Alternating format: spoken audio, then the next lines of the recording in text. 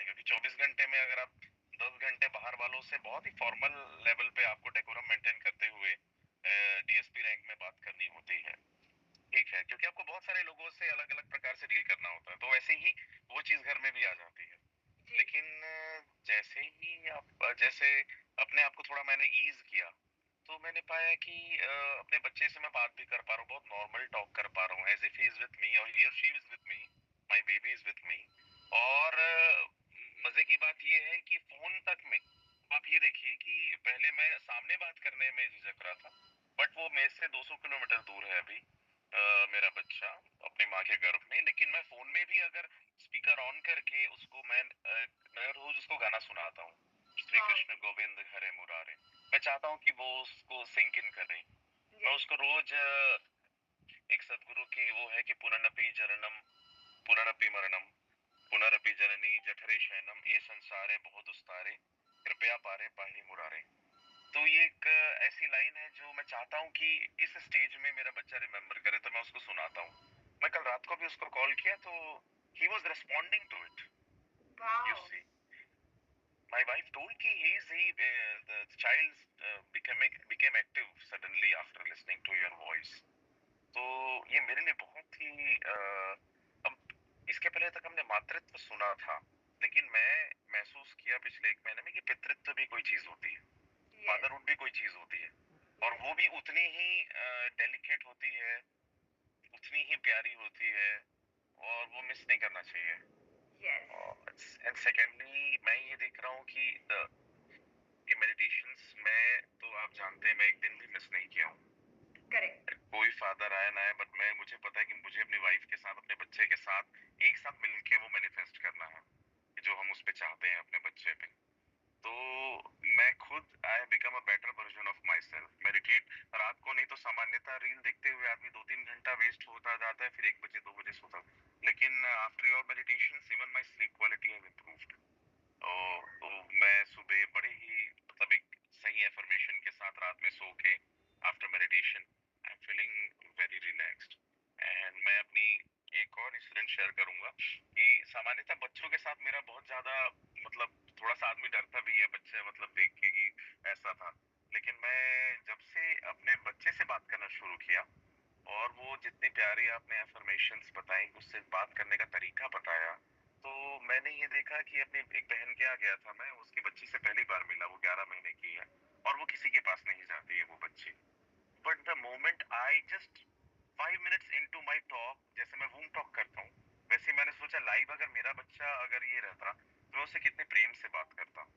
तो the way I carried her, the way I spoke to her, the way I sang a song to her for her, तो वो इतनी इतनी ज्यादा connect हो गई मेरे से विद इन 5 to 10 मिनट्स कि वो जो बच्ची किसी के पास जाती नहीं है, तो मेरी बहन ने बोला कि वो मतलब आज तक अपने नानू के पास भी उतना नहीं जाती अपनी मम्मी को छोड़ के, उसको डोंट टच मी बेबी बोलते हैं मोहल्ले वाले।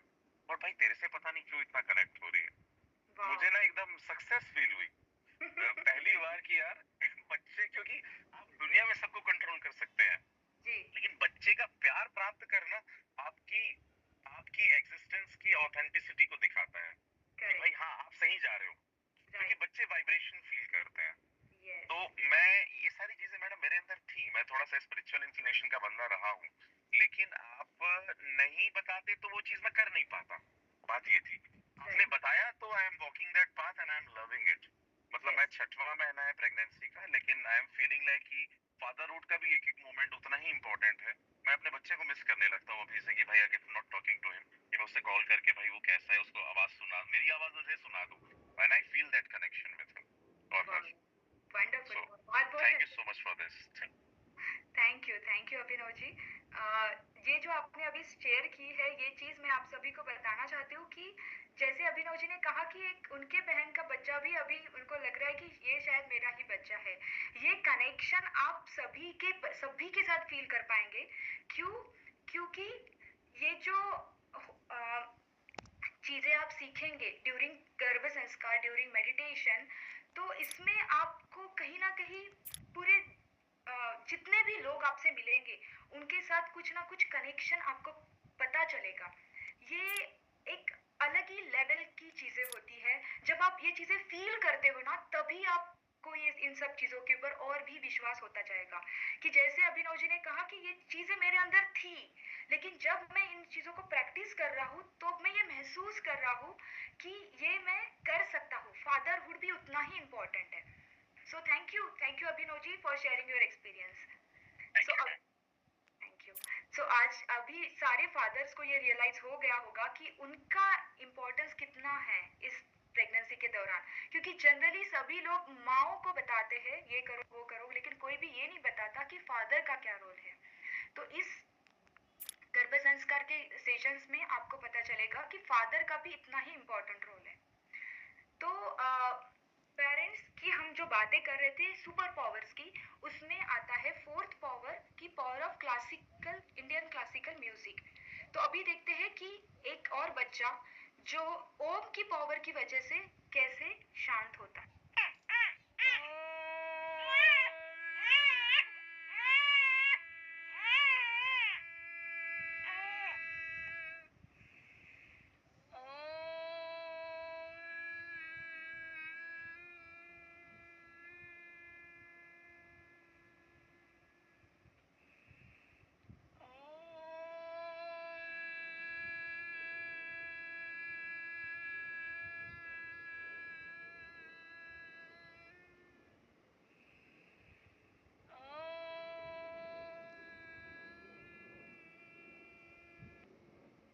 राइट?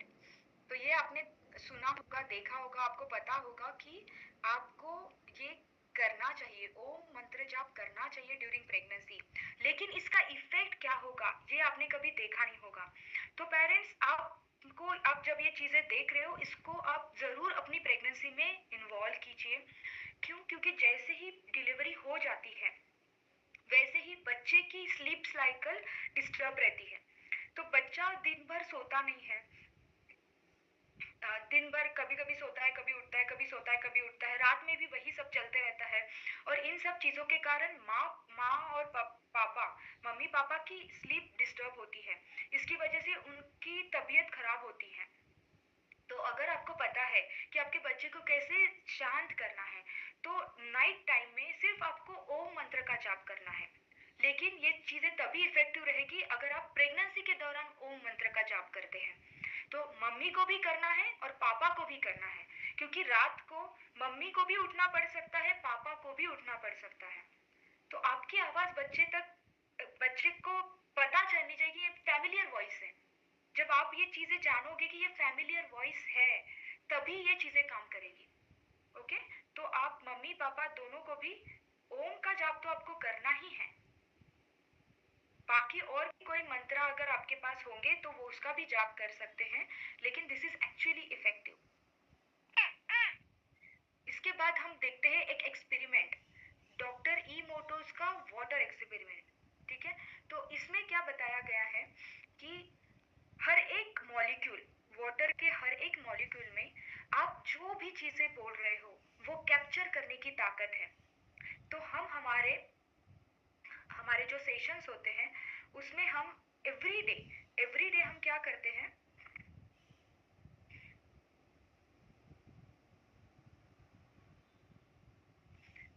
ऐसी जो हमारे पास बॉटल होती है, इस बॉटल के ऊपर हम वो सारी चीजें लिखते हैं जो हमें चाहिए होता है। राइट? कि जैसे आज सपोज कि मुझे सर्दी है, तो मुझे क्या चाहिए, मुझे फ्रेश फील करना है, मुझे एनर्जेटिक फील करना है। तो ये सारी चीजें मैं इस बॉटल के ऊपर लिखती हूँ और ऐसे अफर्मेशंस बोलती हूँ ताकि ये पानी, इस बॉटल में जो भी पानी है वो इसे ग्रास्प करे, इस वाइब्रेशन को ग्रास्प करे, और फिर दिन भर मैं इस पानी को पीऊंगी तो मैं ऑटोमेटिकली अच्छी हो जाऊंगी। और ये मैं ऐसे ही नहीं बोल रही हूँ, इसके पीछे बहुत बड़ा साइंस है। ऐसी बहुत सारी प्रैक्टिकल चीजें हम आपको सिखाते हैं ड्यूरिंग हमारे सेशंस। तो अभी देखिए इसके पीछे का क्या साइंस है। जो म्यूजिक मैंने आपको बताया, राइट, वो म्यूजिक एक वर्ड का फॉर्म है ना? जैसे म्यूजिक में धुन होती है, वैसे ही म्यूजिक में कुछ शब्द भी होते हैं। तो शब्दों की जादू, म्यूजिक की जादू, इन सभी को मिला के हम पानी के ऊपर कितना प्रभाव डाल सकते हैं। इसलिए आपने देखा होगा कि तीर्थ देते हैं, प्रसाद देते हैं। तो ऐसे भी नॉर्मल भी पानी हम पी सकते हैं, लेकिन तीर्थ वहां पे क्यों देते हैं? क्योंकि पूजा पाठ करने के बाद वहां पर जो पानी रखा हुआ होता है उसमें वो ब्लेसिंग्स आ जाती हैं। तो ये देखिए कि एक्चुअली कैसे वो ब्लेसिंग्स को साइंटिस्ट ने दिखाया है। And here we see crystallized distilled water before music is introduced. And now the transformation when it is exposed to Mozart.